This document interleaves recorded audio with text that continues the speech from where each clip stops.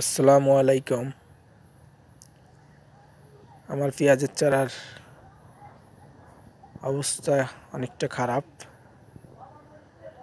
আমি 2-3 বার ভিটামিন দিছি, অবশ্য তাতে রেজাল্ট সেরকমই আছে। মনে হচ্ছে না যে কোনো উন্নতি হয়েছে। তো কেউ যদি এর সঠিক ট্রিটমেন্টটা একটু বলতেন, অনেক উপকার হইতো। মানে আরও পাতা অনেক লাল হয়ে যাচ্ছে আর ছোট হয়ে যাচ্ছে মনে হচ্ছে। এখন করণীয়টা কি বুঝতে পারতেছি না। অনেক এক পাখির উপরে।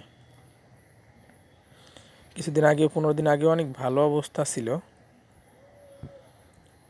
এখন দেখা যাচ্ছে যে সাইজ ঠিক সেরকমই আছে, আরও ক্ষেতের মধ্যে চারাগুলো আরও পাতলা পাতলা হয়ে যাচ্ছে।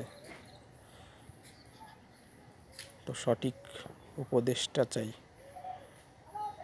পরামর্শ দিলে ভালো হয়।